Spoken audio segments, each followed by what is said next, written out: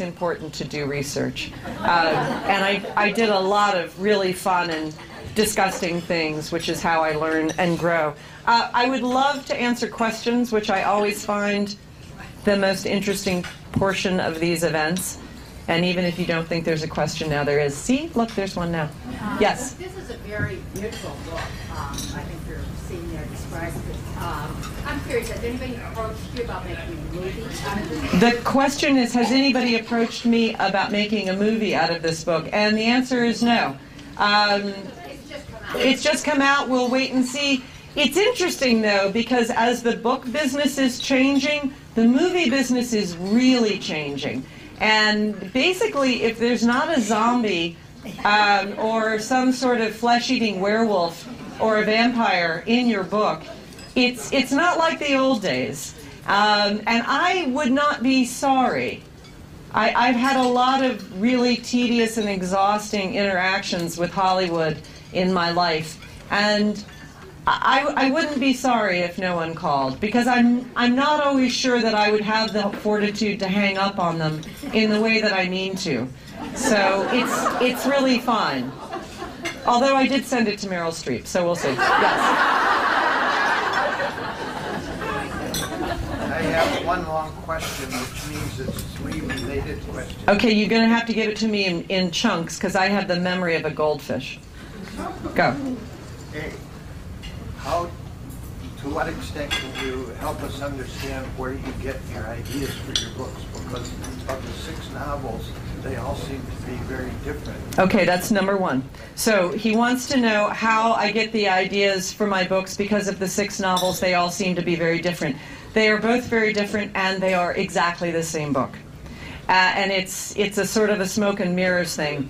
The emotional center of these books is always the same because it's my emotional center, and I keep coming back to the construction of family, the construction of a community, a group of strangers in isolation thrown together, let's see how they do. It's about the intersection of wealth and poverty. I write a lot about issues of race. Those things come up again and again and again in my books. As far as the location and the characters being very different, I'm a real homebody, and I like to go outside of myself in my imagination as much as I possibly can. So I really just so enjoy making things up. Every book starts from a different place.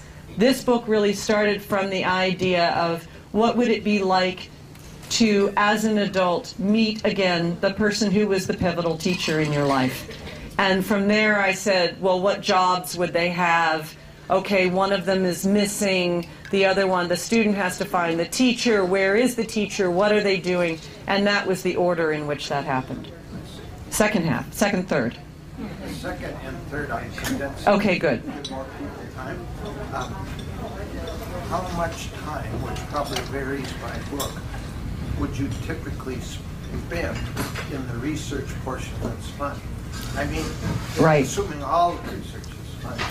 And so if you would want to answer in years or months. How much time would I spend just in the research portion?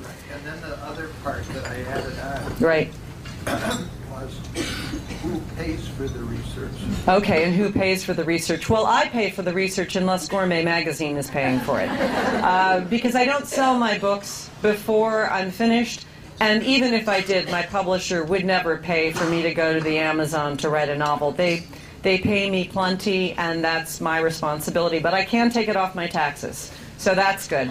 How much time I spend doing research? Really remarkably little. I was in the Amazon for 10 days. I spent 1 day at the Bethesda Naval Hospital in Maryland hanging out with a team of malarialists who were working on an anti-malarial vaccination, which was fascinating. And then I spent about an hour watching a cesarean section, and I spent about 6 months recovering from that. And I would take being in an open boat in the Amazon with an anaconda over a cesarean section every day and twice on Sunday. unless you need to see that for professional reasons, because you are the one removing one human being from another, don't ever, ever look at that. But, you know, it's kind of like that. It's like I write a cesarean scene, and then I think, oh, I should really go and look at this. And then I find some poor soul who's willing to let me watch. People are so agreeable, it's just astonishing. But that's how it works. It's not as if I go away for a year with a stack of books and roll up my sleeves and get to work. I wing it. Yes? Did the character Easter name itself as it came to you, or did you name it? Well, I named the character Easter because I name everybody. Nothing, I do everything, every bit. I put every leaf on every tree. This is a me-made book. And it was because I had read a book that I absolutely loved called What is the What by Dave Eggers. And in that book, the main character, who had many names, but one of his names was Valentine. And I thought, I so want to have a character named Valentine. And that seemed like too much of a ripoff, and so I named the character after the next available holiday, not wanting to name him St. Patrick's Day. And I had actually thought, you know, Easter, everybody keeps saying, is it symbolic? Does it mean rebirth? That never occurred to me. It was just about Valentine.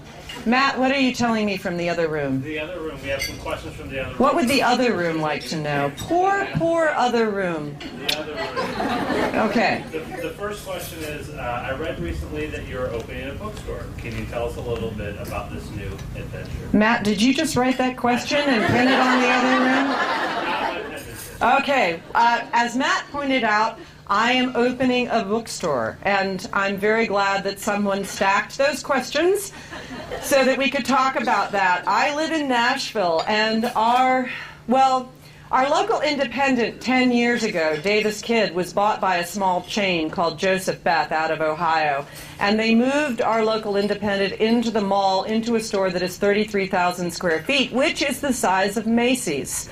And about 6 months ago, it closed because no bookstore needs to be 30,000 square feet. Last month, our Borders closed, also 30,000 square feet. And Nashville, while we have some terrific used bookstores, which do me no good whatsoever, we have no bookseller. I mean, our Barnes & Noble is 20 miles outside of town. We don't have a bookstore in Nashville. So, after thinking about it, backing up, thinking I couldn't do it, I met a great woman named Karen Hayes who was committed to opening a bookstore, who knows what she's doing, who knows how to buy a cash register, who knows how much income must be generated per square foot. And she is the brains and the brawn, and I am the face and the cash. I am paying for the bookstore, and I am promoting the bookstore, because what I'm finding is people are really interested in Ann Patchett opening a bookstore. And it's been a fantastic marriage. We hope to be up and running by Christmas. It's going to be called Parnassus. And one of the books that will be selling in our bookstore, this is really important to me. This is a book by Jeanette Hayne, and it's called The All of It. Last year, I was on vacation with one of my favorite authors, Miley Malloy. Both Ways is the only way I want it. If not the very best collection of short stories, certainly the best named collection of short stories. And Miley and I go sailing every summer with our husbands. Both of our husbands love to sail, and Miley and I enjoy vomiting over the side of the boat. And so they put us ashore, and they sailed off, and we went to a used bookstore, and Miley found a copy of this book in a box that was all mildewed and ratty and 25 years old, and she said, "Oh my God, I can't believe it. This was my favorite book. This is such a beautiful book. I'm going to buy it for you for 85 cents. I had never heard of it. I didn't want it because it made me sneeze. 4 words, The All of It. I read it. It is the most astonishing, beautiful little book. And I took it back to my publisher, HarperCollins, who had published it originally. I asked them to reissue it and to let me write a foreword for it. And I did.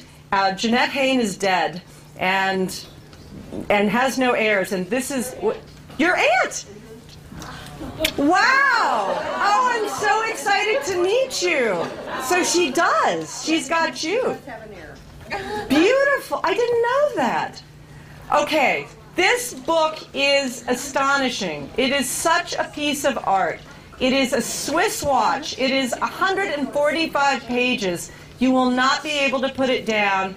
And let me tell you, the most exciting news of book tour, I got the news today. This book is number 10 on the Boston Globe bestseller list because I have brought it back. And that's what makes me so excited when I think about being a bookseller. Let me tell you, the way that bookstores worked, there were all of these beautiful little bookstores in the country, and they were making money. And so some big bookstores, Barnes & Noble and Borders, decided that they would open, and they squashed these little bookstores. And then Amazon came along, and they squashed the big chains. And the fact is, there is absolutely room for the little bookstore, for a 3,000-foot store, for something in imaginable size. I really hope that you're going to buy books. I hope you're going to support McLean and Eakin. But I got to tell you, as a writer, the most important thing to me is that you're reading books. And I understand that there are people who are going to be reading on e-readers. But there is a way for us all to coexist. And what you're never going to get from your e-reader and what you're never going to get from Amazon is to walk into a store and have somebody say, this is the book that you need to read. It was published a long time ago, and I know that this is the book that you want to find. And they're not going to be able to tell you the difference between The Battle Cry of the Tiger Mother and The Tiger Wife by Tia Obrecht. We're going to be able to do that. Yes? Room 2 just bought them all. Room 2? They're out of control.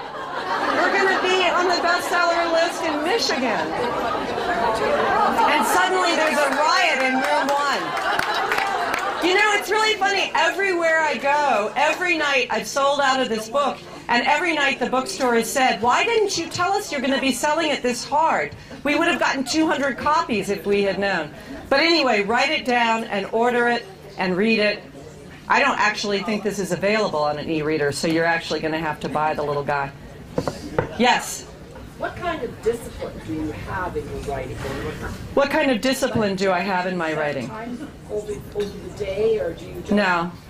No, I'm totally feckless. And yet I get more done than so many people that I know. I meet writers all the time who say, I write 3,000 words a day. I write 5 pages a day, no matter what. If it's Thanksgiving and I have 20 house guests coming over, I write 5 pages. And I think, who are you? That's so sick. I do the best I can. And I get a lot done. I go through long periods of time where I don't write, where I'm making a book up, where I'm putting ideas together, thinking about something, staring out the window. It's really not all about writing for me. But, you know, I'm 47. I've written 8 books, or 7.5 books, really. So it's been okay. I don't ever want to be one of those people where you go into the bookstore and you think, is it possible she has another book out? I think if you have a book out every 3 or 4 years, people are really happy to see you. You get review coverage. You know, people come out to the events. To me, if you write a book every year, it just gets a little much. It's a little stale. Well, it depends on who you are. I mean, if you're Updike, that was fine. But yes, ma'am. Speaking of reviews, many have mentioned the Heart of Darkness comparison. Yes. Can you talk about your feelings about that? Sure. Many of the reviews have mentioned Heart of Darkness, which is fine. What happens in the review process is your years of work gets boiled down to a single sentence. And my single sentence is a female Heart of Darkness. That's what I will wear forward. Definitely Heart of Darkness played a role. I didn't think about it until I was about halfway through writing the book, but I got to a point where I thought, Heart of Darkness. Actually, when I started, I was thinking about Henry James' The Ambassadors, which bizarrely has the same structure as Heart of Darkness. Character A goes missing, character B is dispatched to find character A, character B discovers character A is really just fine where he is. Also, much more important than Heart of Darkness, which is important, the films of Werner Herzog, Aguirre, The Wrath of God, and Fitzcarraldo. Herzog's vision of the jungle is completely my vision of the jungle. That's the first time I saw the Amazon were in those movies. And everything he felt about the Amazon is what I feel about the Amazon. So it plays a part.